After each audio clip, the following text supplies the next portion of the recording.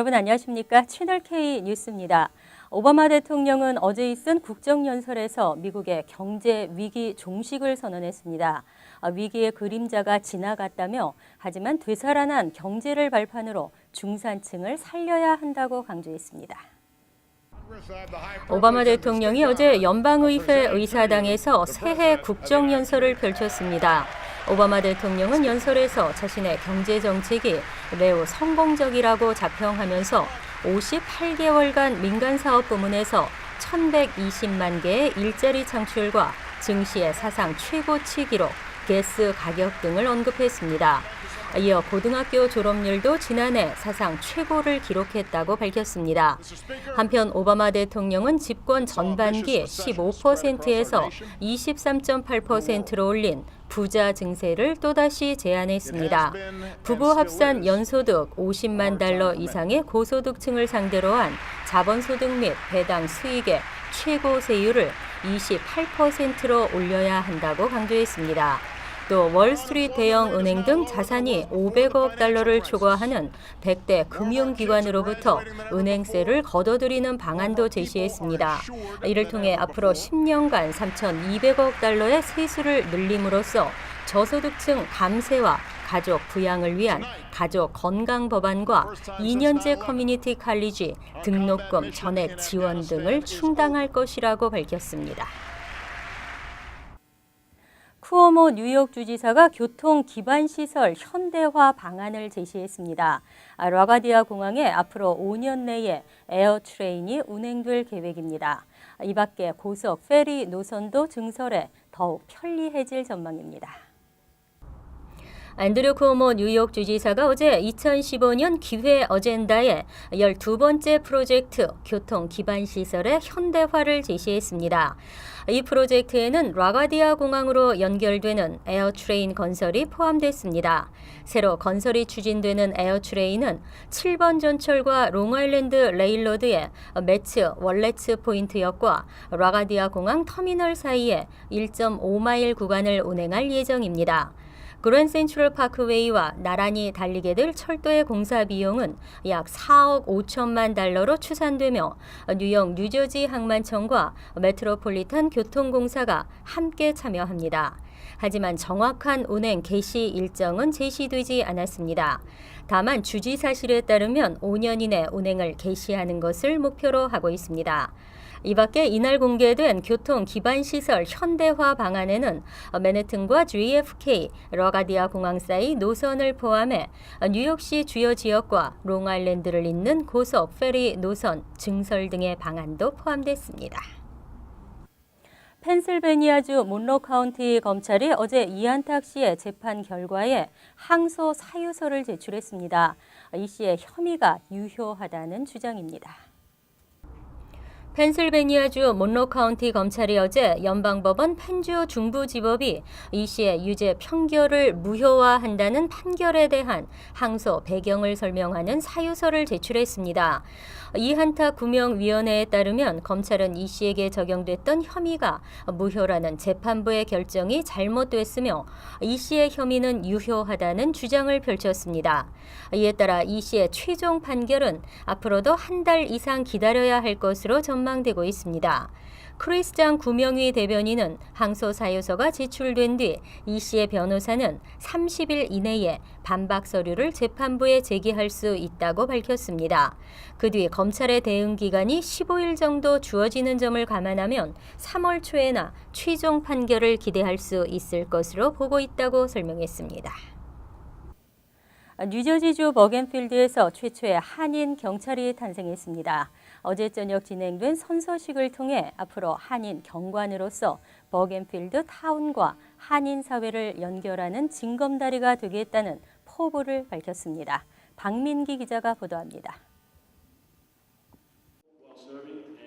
뉴저지주 버겐필드가 최초의 한인 경관을 배출했습니다. 어제 저녁 버겐필드 타운홀에서 진행된 선서식에는 신임 경관으로 임명된 한인 존 황 씨의 가족도 참석해 함께 축하하는 시간을 가졌습니다. 어제 선서식을 가진 존 황 씨는 버겐필드에서 한인 최초일 뿐만 아니라 아시안 최초 경관으로 임명돼 그 의미를 더했습니다. 존황 경관은 버겐필드가 다른 지역에 비해 한인 수가 적은 것은 사실이지만 한인 사회는 여전히 존재한다며 자신이 한인 경관으로서 버겐필드 타운과 한인 사회를 연결하는 징검다리가 되겠다는 포부를 밝혔습니다. Feels good. I know Bergenfield there's a lot of Filipinos, but me being Korean, I know there's a couple of Korean churches in town, and I can be definitely a big help because the language barrier between the Koreans and the rest of the police department that cannot speak the Korean language. 이번에 신임 경찰로 임명된 존황 경관은 어릴 때부터 경찰의 꿈을 키웠습니다. 때문에 지난 2005년부터 2009년까지 미국 해병대에서 복무했고 이라크로 파병을 다녀오기도 했습니다. 뿐만 아니라 페어리 디킨스 대학에서 범죄 행정학을 전공한 존황 경관은 경찰이 되겠다는 꿈을 위해 자신의 목표를 한 단계씩 성취해 왔다며 경찰로서 앞으로의 생활에 대한 기대감을 나타냈습니다. 어제 저녁 선서식을 가진 존황 경관은 오는 23일부터 버겐 카운티 경찰학교에서 22주간의 교육을 받은 뒤 한인 최초 경관으로서의 정식 근무를 시작하게 됩니다. 채널 K 뉴스 박민기입니다. 에어비앤비라는 숙박 공유 사이트를 통한 불법 주택 임대로 뉴욕시가 골머리를 앓고 있습니다. 이 웹사이트에 소개되고 있는 리스트의 60에서 70%가 불법인 것으로 밝혀져 대안 모색이 시급한 것으로 지적됐습니다. 에어비앤비의 반대 연합단체인 쉐어베터가 공개한 자료에 따르면 지난해 11월 말 기준 에어비앤비 사이트에 올라있는 뉴욕시 리스팅은 15,304건으로 집계됐습니다. 지난해 같은 기간에 비해 약 2,400건이 늘어났는데 이 가운데 60%는 불법 임대인 것으로 분석됐습니다. 지난해 10월 뉴욕주 검찰이 발표한 보고서에서 에어비앤비 웹사이트에 올라있는 뉴욕시 리스팅의 72%가 불법인 것으로 나타난 바 있습니다. 이에 웹사이트 측은 2,000명의 불법 업주를 퇴출시켰다고 밝혔지만 여전히 불법 임대가 계속되고 있는 것으로 나타났습니다. 쉐어베터 측의 분석 결과 리스팅을 올린 사람의 30%가 최소한 2곳 이상을 게재했고 5곳 이상을 리스팅한 사람도 207명에 달했습니다. 이에 뉴욕시 의회 주택 빌딩 위원회는 공청회를 열고 대응 방안 모색에 나섰습니다. 에어비앤비 측은 뉴욕시 호스트의 87%가 공과금과 모기지 부담을 덜려는 일반 주민이라며 방어에 나섰지만 기업형 불법 주택 임대의 온상이라는 비판을 피하지는 못했습니다. 최근 연체료 걱정 없고 편리한 데비카드를 선호하는 사람들이 늘고 있습니다. 은행과 데비카드의 소매 업체들이 벌인 수수료 법정 싸움에서 은행이 승리했습니다. 연방대법원은 어제 연방준비제도의 데비카드 사용 시 수수료 책정 규정에 반대하는 소매 업체 측의 의견을 듣지 않기로 결정했습니다.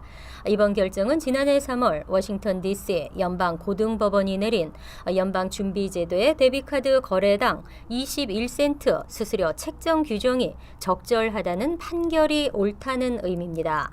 소매점들은 고객들이 데비카드를 사용해 물건을 구입할 때마다 은행 측에 일정 수수료를 내고 있습니다. 연방정부 자료에 따르면 데비카드 발급업체들은 지난 2013년 데비카드 수수료로만 163억 3천만 달러를 벌었습니다. 이번 대법원의 결정에 마켓과 음식점 업주 등 소매업자들은 실망하며 소매업자들은 수수료 부담은 결국 고객들의 부담과도 마찬가지라고 주장하고 있습니다. 소매업체 측의 수수료 부담은 큰 틀로 보면 제품 가격 인상과도 연관성이 있기 때문입니다. 한편 이번 소송이 은행의 승리로 끝나면서 앞으로 수수료 문제는 연방준비제도가 정책을 바꾸거나 의회에서 재검토하지 않는 한 별다른 변동이 없을 것으로 전망되고 있습니다. 아찔한 교통사고, 특히 눈 오는 날 교통사고가 많이 발생하죠. 눈길에서 운전 조심은 당연하지만 운전자의 안전 불감증이 사고의 주요 원인으로 지적됐습니다.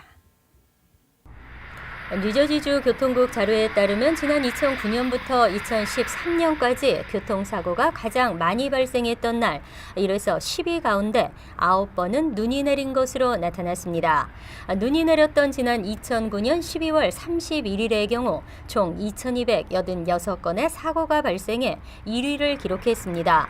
2180건의 사고가 발생한 2010년 1월 28일 역시 눈이 내렸고 2017건의 사고가 있었던 2010년 12월 26일도 눈이 내렸습니다. 유일한 예외는 1491건의 사고가 기록된 2009년 9월 11일로 비가 내렸던 것으로 나타났습니다.